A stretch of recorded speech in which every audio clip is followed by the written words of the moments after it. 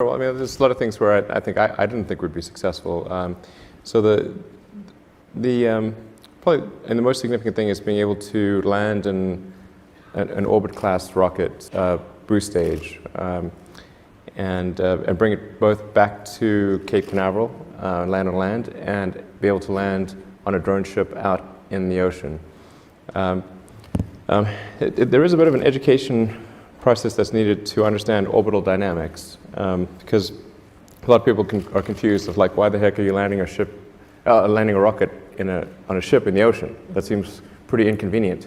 And the reason is because that going up and staying up is actually about velocity horizontal to the Earth's surface. So there's a huge difference between space and orbit. Like space, you could think of as like, say, being the international waters boundary for the Pacific Ocean. Like if you go, 100 miles offshore, you're technically out of coastal waters. Now you're in the Pacific. Right. So it's like technically you're in the Pacific, but orbit is like circumnavigating the globe. Right. It's a really giant difference, and the reason that things go up and stay up is because you're zooming around the Earth so fast that your outward radial acceleration is equal to the inward acceleration of gravity. And so those balance out and you have a net zero gravity. So when you see the space station, the thing that's little sort of counterintuitive is that the space station is actually zooming around the Earth at 17,000 miles an hour. It seems really still, but it's moving really, really fast. I mean, to put that into perspective, a bullet from a .45 gun, handgun, is just below the speed of sound. So the space station is going more than 25 times faster than that. Mm-hmm.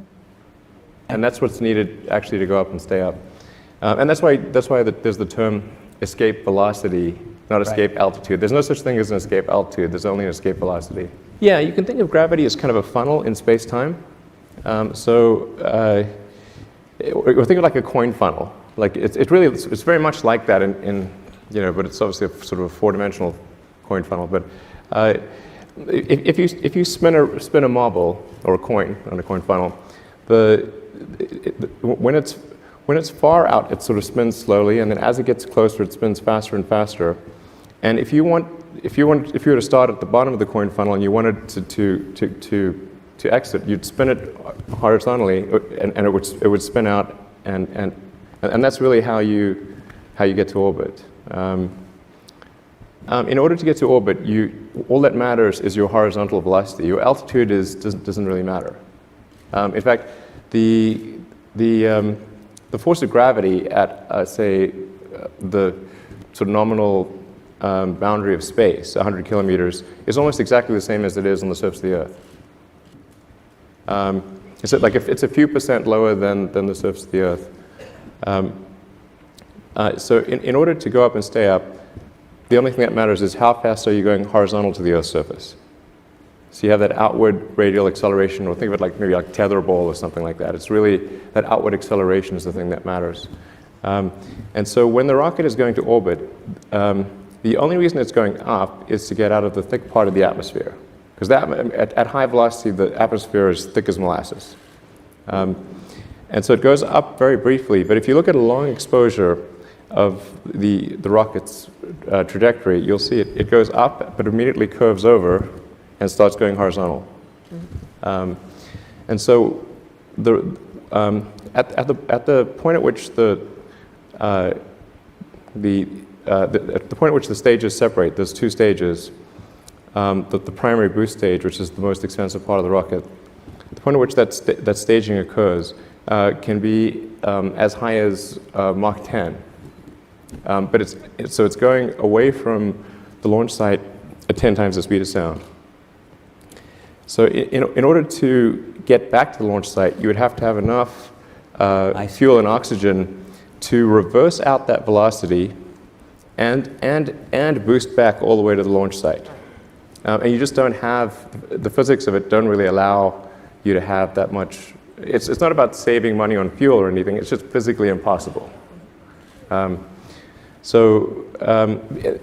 Because another sort of thing about if you're in space, is that there's nothing to react against. So, like, whereas an aircraft can circle very easily because it's reacting against air, in vacuum there's nothing to react against. So the only way to go back the other direction is to apply just as much energy as it took you to go. If you want to go backwards, you have to apply just as much energy as it took you to go forwards. In fact, well, twice as much, really, because you've got to zero it out, and then you've got to, at the point of separation, it's not that far away. It's maybe 100 kilometers away from the launch site, but it is going like hell in the opposite, away from the launch site. So the only way to really land it is to have it continue on that arc, that ballistic arc, and then land far out to sea on a ship that's pre-positioned to a particular latitude and longitude, very, very precise, to within about a meter.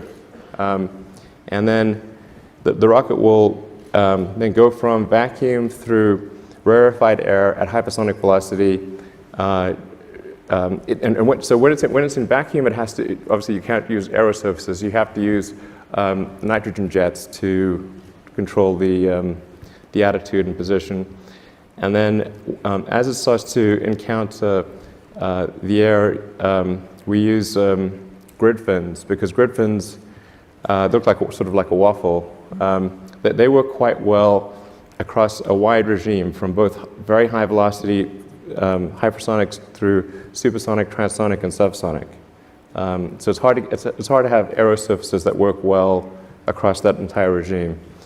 And then, so once the aero forces become high, it uses the four grid fins to sort of control its attitude. To land itself. Yeah, it's controlling it's controlling pitch, yaw, and roll with the grid fins.